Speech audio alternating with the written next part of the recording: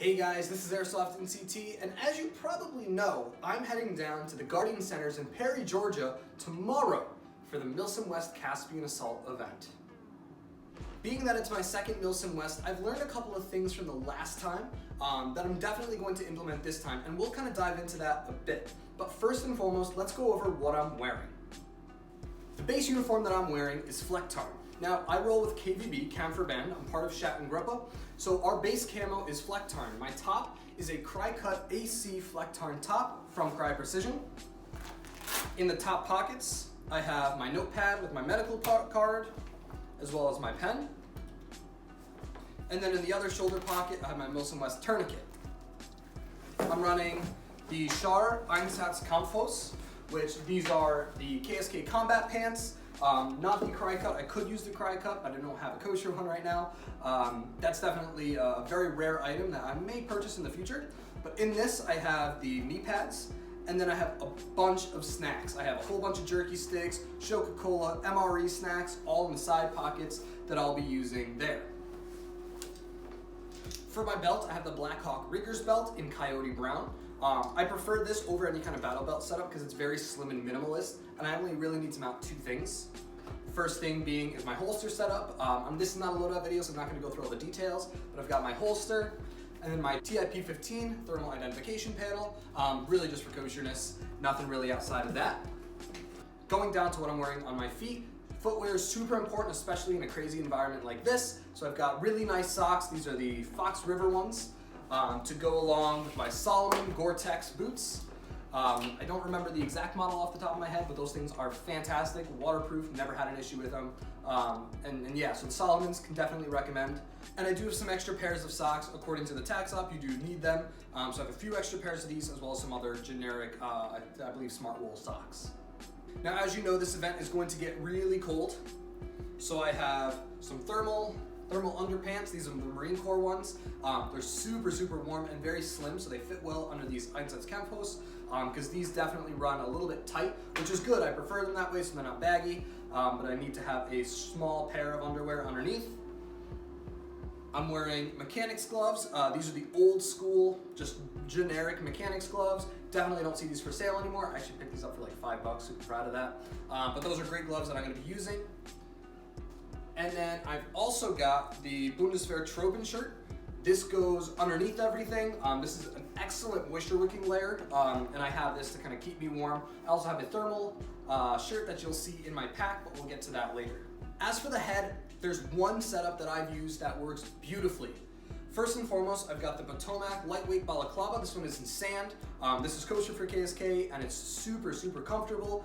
It has two separate parts to it, so it does wrap over the mouth, which is what I will tuck my teeth protection in. Now, this is Guardian Center, a lot of really close quarter buildings, so I really wanted to make sure I was tight and compact, but also protected, so this is what I'm using for that. For eye protection, I have a couple different sets. This is my Oakley M-Frame 2.0s. I'm actually bringing a couple of these, as well as a Bali X800 over the face, over the helmet kind of goggle setup, just in case something goes wrong. 2 is 1, 1 is none.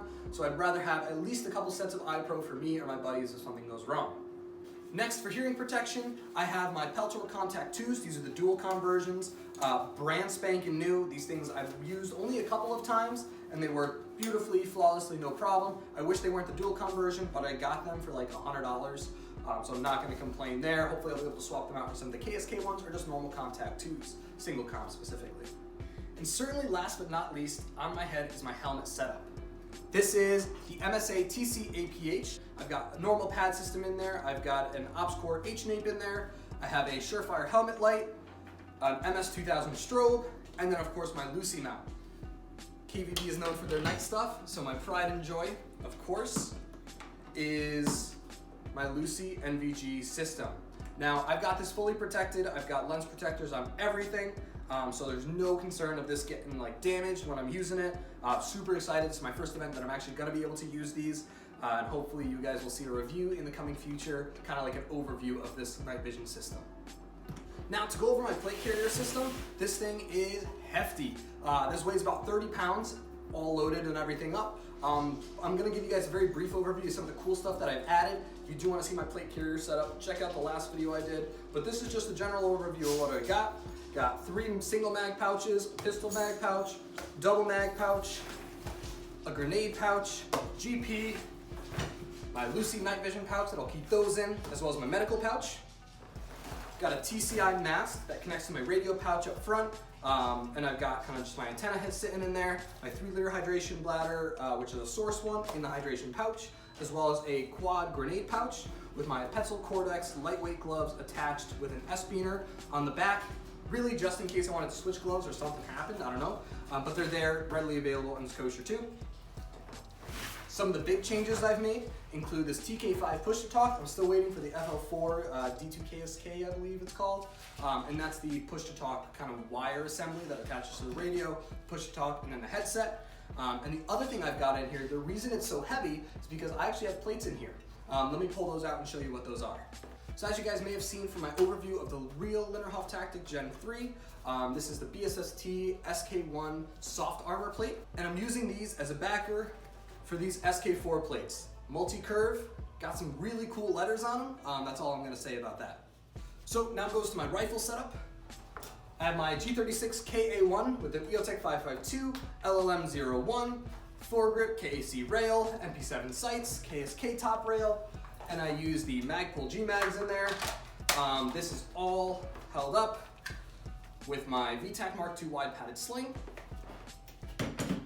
On top of that, I have my HK USP. This one is by KvB. This thing is rock solid, never had an issue with it, and I'm excited to use this hopefully indoors at Guardian Center. Some of the other stuff I'm bringing along with it, a ton of these Coca-Colas, so if you kill me on the battlefield, come get a Coca-Cola, it's your reward. We've also got a couple of speed loaders. I'm really only gonna have one on my person, but I'll have an extra one in my ruck just in case something happens. And then I've also got batteries. I've got 4 LiPos in here, 2 11-1s as my primary batteries, and 7.4s as spares or buddy batteries, things like that. Last but certainly not least is my rucksack setup. I'm going to unpack this thing, so bear with me as I go through it. But this is the Berghaus Monroe. I absolutely hate this pack. It is way too small to be a rucksack for 40 hours. Really, it's like a 24-hour pack. It's about 35 liters in capacity. But we make it work. I could go for the Berghaus Atlas. I actually ordered one, but it's not gonna get here on time, but that's okay. I will run with this pack and have no issues with it. That's a lie, I'm gonna hate it, but it's okay. We'll work with it. So right on the outside, I've got my Gore-Tex wet weather parka. This is not kosher for KSK, but I found it for super cheap. And I did just get word that it is going to rain, so I ran, picked this up from Army Barracks, and we're gonna roll with that just in case it does get a little wet. As we pop this top cap open, I will also mention there's a zipper pouch, which I have an extra gummy band for my Lucy. I've got my 2 trash bags, and I've got a roll of electrical tape. And this is also where I'll store my pillow. This is a blow-up pillow. I like to live in comfort, especially when it's gonna get this cold, about 40 degrees at night, so I'd rather have a nice pillow under my head to work with that. As we open this up, this thing is stuffed jam-packed. So let's get into it. Up top, I have a GP pouch. I keep everything in a GP pouch just to kind of organize it for myself. I know it's a little bulky, waste of space, but I've got a Lucy head mount here just in case. And then I've got a whole bunch of toiletries and like emergency items just in case I need them. As we keep going, I've got my food pouch. All of my food sits in this large GP. I've got a couple MREs in here, a ton of snacks. I'm also trading some of these snacks for a mountain house. My buddy's gonna cook up for me, so here we go. That's all my food for the weekend. I've got my Corinthia Spesker jacket. It's a little bulky, but this thing is cozy, super, super warm, so I'm gonna keep everything kind of in this cinch pack, but if I need it, I'll be able to pull this out really quick and toss it right on under my kit. I've also got this right here. These are all my extra clothing items. It does not look like a lot, but this is really, really packed down. This thing cannot go down anymore. But what I've gotten here is extra underwear, totally head to toe, extra socks, a beanie, as well as some extra balaclavas, extra like warm weather underlayers, just to keep myself warm if I need them. But that is all packed away nice and tight in here.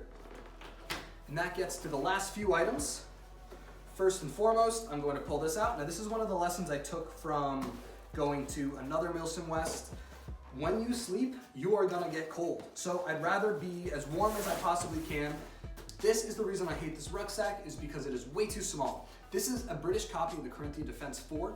This keeps me really, really warm at night, so I'm really happy I'm gonna have this. It's super comfortable, but it doesn't pack down to the smallest size, and it's not too light either.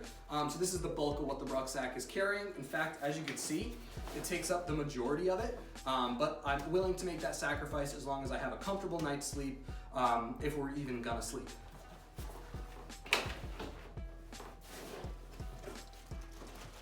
As we keep going, I have an extra gear box. So I do a lot of tech work and I've teched a bunch of my friends' guns.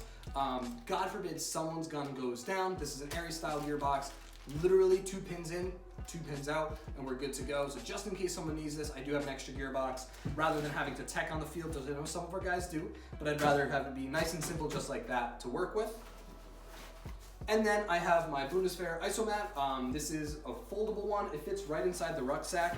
It's kind of comfortable. It's really not the best, but it is a Bundeswehr one, so I had to throw it in there. And I hate stuff on the outside of my pack. As you can see, I really load this thing, so I'd rather keep everything contained within the pack rather than having to fiddle with stuff outside of it. So as you're going to Milsim West, there's a couple of things that you're gonna need. Of course, if you've read the tax op, you know this, but I've checked off everything on this list. This is the packing list, all the red line items are stuff that I need, as well as making sure you have your waiver, orders, medical card, things like that. So that is all set. I'm gonna repack all of this stuff up and get ready to head down to Guardian Center tomorrow morning. So again, if you're interested in running any of this kind of kit, especially the German stuff, talk to me, talk to Schattengruppe, talk to Kampfverband, join our general interest Facebook group. We're always adding new members. In fact, I think we have 2 new probies running with us this event, and we have an upcoming like 2 or 3 for future events in 2022. So this is gonna be an awesome event. Looking forward to it. Looking forward to getting a few probies. Make sure you bring your sauerkraut, guys. And we'll see you guys soon. This is Airsoft in CT, and have a good one.